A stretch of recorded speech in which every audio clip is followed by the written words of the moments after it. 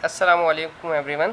This is D3 question number D3 exercise 4 है, उसका question number 3 है हमारे पास। और इस क्वेश्चन नंबर में 3 में कहते हैं simplify each of the following leaving your answer in the index notation. Let's see इसका पार्ट ए क्या कह रहा है। इसका पार्ट ए कह रहा है 9 to the power 2 whole power 4।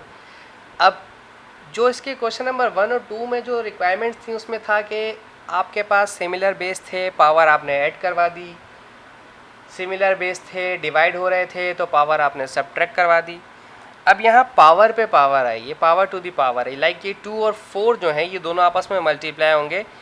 पहले स्टेप में 9 को नहीं छेड़ेंगे, 9 को नहीं चेंज किया जाएगा, 9 will remain as it is.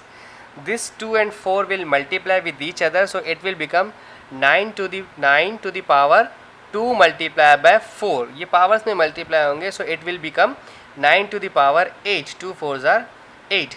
ये सिंपल था, ये पावर टू द पावर का रूल है, ये बेसिक्स हैं। सो ये आपको अच्छी तरह से समझ आने चाहिए, क्योंकि आगे जाके कुछ एडवांस क्वेश्चंस आएंगे, उसमें ये रूल्स बार बार रिपीट नहीं किए जाएंगे। सो मेक श्योर कि आप यहाँ पर इन कॉन्सेप्ट्स को अच्छी तरह से क्लियर करें। मेक श्योर कि आप इसकी ज़्यादा से ज़्यादा प्रैक्टिस करें। ओके, लेट्स सी इसके पार्ट बी में क्या कहा जा रहा है। इसके पार्ट बी में कहा जा रहा है h to the power 2 whole power 5। Understood है, ये पावर 2 और 5 आपस में मल्टीप्लाई होंगी और h will remain as it is. Likewise in the part A 9 remain as it is, but only both the powers multiply with each other, power to the power. So similarly h will remain as it is and power 2 multiply by power 5, so it will become h to the power 10. Easy basics हैं.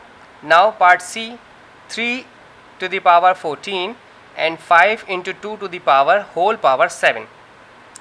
like 3 की power 14 तो ऐसे ही रहेगा, इसमें कोई changes नहीं आएंगी, but ये 5 की पावर 2 होल पावर 7 ये सॉल्व हो सकता है।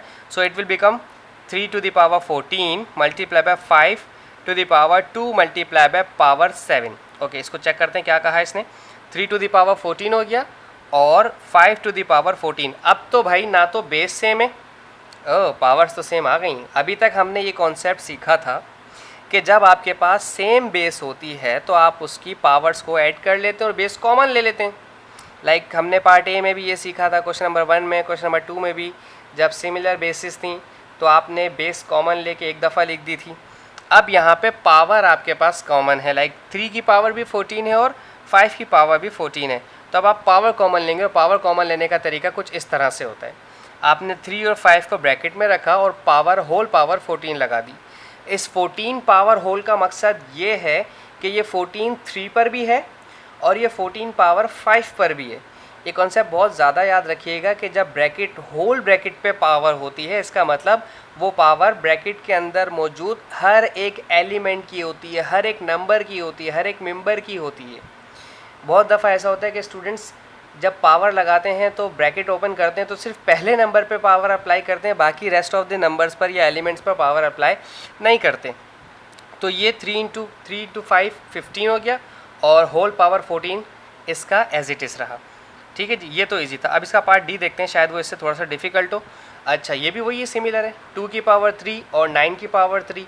आपके पास दोनों पावर सेम है, सिमिलर हैं, तो अब मैं 3 पावर कॉमन लूँगा। पिछले क्वेश्चन में हम बेसिस कॉमन लेते आए हैं, अब हम पावर कॉमन लेंगे।